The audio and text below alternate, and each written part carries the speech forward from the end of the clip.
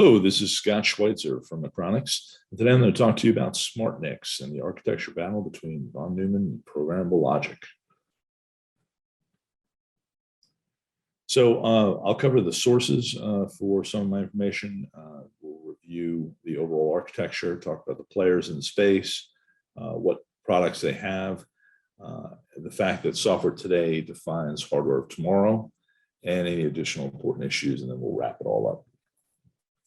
So I was fortunate enough last month to host the panel discussion for IEEE hot interconnects called von Neumann versus Programmable Logic SmartNICs, and which is a dead end. We were very lucky to have 6 industry leaders on the panel, Carrie Ussery from Marvell, Mario Baldi from Pensando, and Michael Kagan from NVIDIA, and they represented the ARM collection or von Neumann based SmartNICs. And then our Programmable Logic side, we had Jim Dworkin from Intel, Nick Eliadis from Achronix, and Rip Sohan from Xilinx. And these were all field programmable gate array companies that have SmartNICs. So let's jump into it. Out of that 100-minute or so panel discussion, there were 7 gems that I was able to pull away. And I'm just going to review these now. I'm not going to attribute them to any given person or company because I don't want to, misrepresent something. So we'll go over, what we have. Software today obviously shapes the hardware of tomorrow. That sounds like an obvious statement, but I didn't realize that until I got deep into an FPGA company and understood how chips were made, and how there's a growing trend to take C programs, CUDA programs, et cetera, and turn those into gates that are in ASICs and eventually are going to be blocks or chiplets in future packages. DPUs are going to be moving more towards storage controllers, computational storage controllers. The security of the chip is critically important, and there have been a number of side channel attacks over the last few years, so that has to be a consideration. 3 of the biggest vendors span multiple markets, so there's obviously going to be cross-pollination of IP and software across those markets. And then Monterey is likely going to become the data center of the OS. The CPU itself that is used in a number of these SmartNICs is somewhat fungible in the sense that it can be modified because it just is, more gates and more logic. And then we'll talk about chiplets and the adoption of chiplets moving forward. So architecture, most of the SmartNIC guys that, or at least on the classical side, hate the term von Neumann machines because von Neumann was something that was proposed 75 years ago by John von Neumann. I believe while he was at Princeton, or it's just affiliated with Princeton as well. And this is your classical CPU, right? And ARM is nothing more than just a classical CPU. It's got, a central processing unit. It fetches instructions from memory, processes them, and it puts the data back out in memory, and it gets input and output and manages all that. So on the actual definition of a SmartNIC, I decided to go a little rogue and grab VMware's Project Monterey definition. So what we have here is integrated circuit card, PCI Express card actually. And what we're showing is there are 2 SFP plus interfaces on the left side. Those send traffic directly into a programmable accelerator. There's a high-speed interconnect between that programmable accelerator and a back-end control plane CPU, probably an ARM core that is managing everything. And then that programmable accelerator exposes to the PCI Express bus virtualized devices or functions to support storage and networking and manage the PCI Express interface. And that's kind of the high-end view. There is this concept of the lifecycle manager that they included in, and that is a separate network port, typically an RJ45 gigabit Ethernet for management, and that would allow you to put all the control plane management on a separate physical network, so that traffic wasn't getting mixed in with the normal data coming in through the high-speed interfaces and manage the CPU from a separate security context, which is actually quite a good idea, but not widely deployed at this time. So the big three players are obviously NVIDIA, Intel, and then the union of AMD and Xilinx. And all of these players are leaders in one or more markets. They have enormous economies of scale. What they do in one area, they can easily flip and do in other areas more often than not. They've got extensive libraries of hard IP that could be deployed into an ASIC or as an ASIC block on the chip or even a chiplet. And if they don't have it, they can buy it. And we've seen that with NVIDIA acquiring Mellanox recently. Intel acquired an FPGA company about 5 or 6 years ago, and now we've got AMD is picking up Xilinx. And then on top of all that, they all have extensive software platforms. So let's drill down into each one of these players real quick. NVIDIA is clearly the leader in GPUs. Networking with the merger with Mellanox. They brought in a huge InfiniBand player and an Ethernet player, so they've got a fair amount of IP on that side of it. We've already seen announcements at their various NVIDIA events the last 2 years where they've declared cross-pollination with the Bluefield 2X, 3X, and eventually the 4 roadmap, where they're dropping the GPU chip onto the Bluefield board in the 2X and 3X timeframe. And then it'll either be a chiplet or designed into the die for Bluefield 4. And then there's been a concerted effort, I'm told, to take their CUDA API, which has been adopted now for GPU, or general purpose graphical processing unit programming, and adapt that so that you can manage network packets using the GPU via 2X, Bluefield 2X or 3X when those boards are available.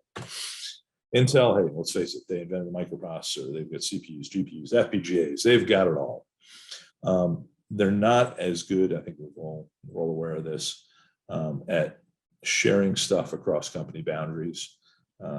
We have seen some cross-pollination of x86 and the SmartNICs, where they've taken and bolted on a Xeon DX, I believe it was, to one of the recent SmartNICs that also had some ASIC logic on it for NIC interfacing, as well as an FPGA. So they're pulling the different bits and pieces together, but it seems more of an ad hoc, board level integration and not an IP level integration. But that will change over time, I'm sure. Especially with some of the new Mount Evans and other things that they've got on the back burner. Second, their compiler technology really is probably only second to IBM's. IBM's kind of led that space for years. Most people don't know it, but compilers are pretty important. And Intel's compiler technology is quite good. And it would be interesting to see them deliver a compiler that was able to generate bit streams for not only GPUs and x86, but also FPGAs, so that programmers don't have to be familiar with all of these back-end programming models, and they can just take the appropriate code block and generate the appropriate bit stream out of it. And as I mentioned before, their software integration has always been kind of a weak point. They're good in various software areas, but tying all together has not always been the union of AMD and Xilinx. AMD has been a CPU leader for the last few years in gaming, and they're rising fast in servers. They're arguably number 2 in the GPU space. And with the union of Xilinx, or the acquisition of Xilinx, they're picking up FPGAs now, which adds a whole new class of accelerators, both for networking, artificial intelligence, video encrypt, decrypt, crypto mining, and all that kind of stuff. And so it's only logical to expect that there will be a great degree of cross-pollination, both at the chiplet level, as well as IP blocks, software modules. And I could expect that we'll see them taking their GPU programming environment and adapting it through Xilinx's platform for development, so that code written for GPUs will compile eventually into FPGAs. As far as Monterey, they're not a player there yet, but that yet is probably the best way to phrase it. The remaining players, Achronix, Marvell, and Pensando. Achronix is clearly number 3 in the large FPGA market. They're the only one that's independent still. They've got a new 7-nanometer platform they're rolling out. The speeds are 7T. So that should prove to be very compelling in the space. Marvell, while significant in size, they don't have the breadth of brand recognition that the big 3 has. They're more of a component that shows up in a lot of things. So on the sales side, the sales channel side, selling complete NICs is going to be an uphill battle, I think, for them. And then Pensando is the newest, NIC-only player to the market. These guys are focused on being acquired by Cisco down the road. They call their card, instead of SmartNIC, a distributed services card, or DSC. And they were early on a significant partner in the Monterey deployment, and they're pushing OEM adoptions. So the marketplace. Marketplace is kind of the battlefield. This is where the consumers' dollars vote on which solutions they like the most by funding them, or acquiring them, buying the products, and ultimately decide which platforms are widely adopted. On the ARM side of the fence, we've got Marvell with their Octeon TX2. I know it's pictured with Octeon 10, but I couldn't find a decent picture of the TX2. Bluefield 2, this is one of the pictures of it. I've seen various different pictures for that board based on which version of the Bluefield 2 you're looking at. Pensando has their Naples board. And so those are the hard and fast ARM platforms. And then on the right, we have cards that are FPGA based with programmable logic. Achronix is BitWare S7T, or their vector path board. Intel has the Cloud 5020X and the Network 5010. And then Xilinx bringing up the back end with the SmartNIC 1000 or SM1000 and the U50 as part of their Alveo line. Their Alveo line is where they've taken their FPGAs and put them on boards as special purpose accelerators, and they've got accelerators for a wide range of different applications. So the software of today defines the hardware we're going to build tomorrow. The tools that convert C code that is currently running on ARMs and that utilize, for example, CUDA for GPUs is now getting run through the ringer via high-level synthesis tools to create bit streams or gate-level renditions of these blocks of logic. It's very common to take a very optimized, trusted, proven routine that is not going to see any more major revisions or changes, turn it into gates, and then put it on as a block on an ASIC. So that way you don't have to run that code. It's being run at gate speed. The other software driving factor that I think is going to be a big influencer moving forward for SmartNICs is VMware Monterey. And their perspective is to not only have ESXi running on the host CPU, but also have an instance running on an ARM core on the DPU. And then they claim this air gap between the two ESXi instances. It's just the PCI Express bus, but it does give you two different security contexts to run applications in. And this also enables ESXi finally to be able to address bare metal deployments. So they can take a machine that was previously bare metal, throw a SmartNIC in it, install ESXi into the SmartNIC, and give that bare metal platform access to all the interfaces of the SmartNIC via virtual interface. This is how they expect that to happen. On the left, we have today's environment where ESXi is installed, and it provides services for storage networking as a hypervisor for the CPU, and then the apps go to ESXi for services, and some of that will actually trickle down to a performance SmartNIC. With Monterey, similar approach in the sense that the apps go to ESXi for their services, but what they may or may not realize is that there's a second ESXi instance running on the server, except that second one isn't actually running on the server per se. It's running on the SmartNIC. And the ESXi instance that's running on the host CPU will go to the ESXi instance on the SmartNIC for things like storage and networking acceleration.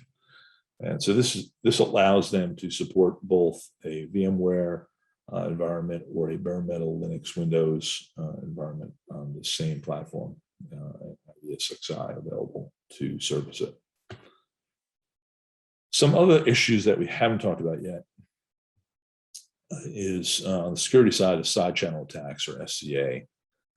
This is now a consideration. It was brought up a few years ago with some attacks on Intel CPUs. I'm not going to go into those particular ones. I think it was Spectre, and something else. But what essentially happens is someone could take a SmartNIC from a given company, plug it into a server, and then put around that SmartNIC the appropriate equipment to measure the power and electromagnetic fields that are generated around the chip package, and then collect millions of samples while they are doing a very simplified encryption algorithm through the SmartNIC.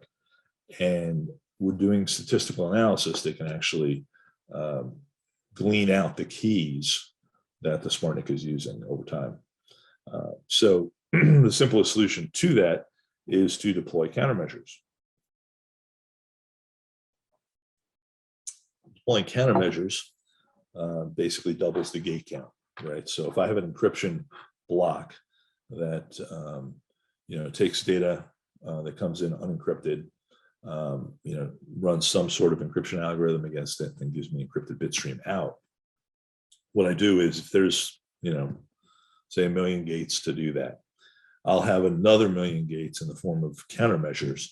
And whenever the gates in encryption kind of go one way, the gates for the countermeasures go the other way, so that the power draw and the electromagnetic emissions are consistent regardless of what type of encryption I'm doing, right? So anyone measuring outside the chip package is not going to get anything of use from that. You can do all the statistical analysis you want. It's just going to be a bunch of fuzz data. So problem is it doubles the gate count, right? And as we're going from 7 nanometers to 5 nanometers, and maybe even eventually 3, maybe that's not going to be as big an issue, but gates are always expensive.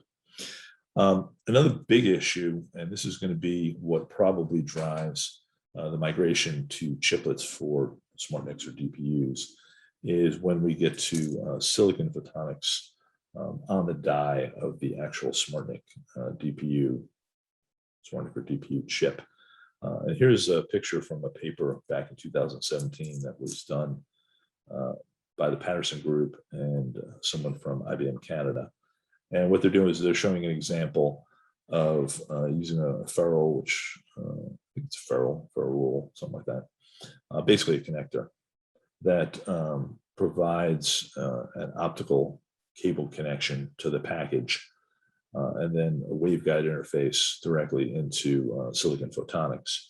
And then those could be coupled into the chiplet as a chiplet in the package, along with HBM memory and other chiplets for processing the data.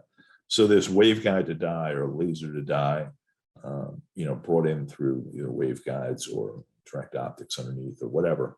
When this becomes something that can be readily done, that will be the point at which some folks believe that DPUs or SmartNICs will move to a chiplet-based environment. So let's wrap it all up.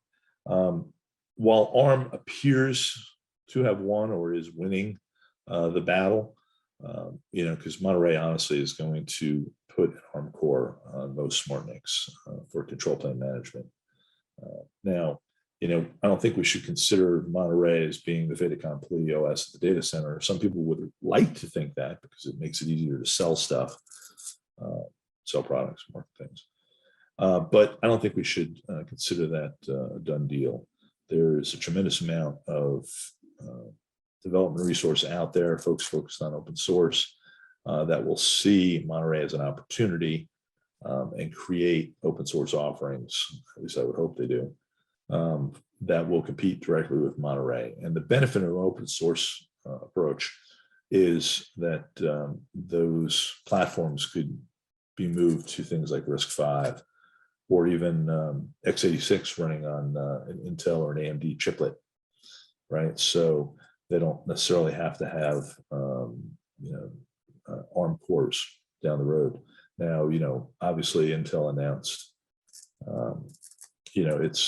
its new ARM-based system with Mount Evans, but that just may be them kind of going with the style of the times. Who knows? Also, with the merger of NVIDIA and ARM pending, if that goes through, that may change the face of how we all view ARM. Who knows? Also NVIDIA has kind of hinted around the sides that it's very possible that they may extend the ARM instruction set, if not just for their own use, by adding internal instructions for DPUs. Now, they may not expose those ARM cores for others to buy. Who knows? Anything's possible. We're going to see more code that's frequently used become IP blocks in the future. We should consider side channel attacks as something worthy of thinking about and working on. And then also the packaging of chiplets, as I mentioned earlier, for DPUs or SmartNICs. There'll be some players that will be leading edge and move forward with that. Others will wait until photonics are mastered, and that's a repeatable process that can easily be rolled into the chip. So you can actually have a single chip that picks up the signals from the external world, Ethernet interfaces, and channels those right directly to PCI Express. So we'll see how that works out. So who's won? Well, like most technology, SmartNICs are adapting rapidly. So what you buy today is going to be different than what you buy next year or the year after that. And the technology will likely migrate further and faster for the next couple of years until things start to settle down. Monterey is definitely poised to dominate, become the OS of the data center. But we'll see what tomorrow brings. They just put the technology preview out. It could be that it doesn't do well. ARM will be everywhere. It kind of is now, but that doesn't mean that it will be everywhere forever. It all depends on what happens with NVIDIA and their acquisition of ARM, and how the emergence of RISC-V and the chiplets that come from AMD and Intel do. Programming logic is clearly going to drive a lot of what we do moving forward. What can be put into hard logic and poured onto chiplets? Who knows? But in the end, who wins? Well, it's the consumer that wins, right? I mean, we're all doing this to improve the performance of our servers and the servers of our customers, and deliver better products with greater performance. And so, the customer is the ultimate winner of this battle. So that's what I've got. I'm Scott Schweitzer from Achronix. I'd like to thank you for your time. And if you can take a few minutes when you get a chance, please rate the session. Your feedback is important to us, and we greatly appreciate your attending the conference. Thank you.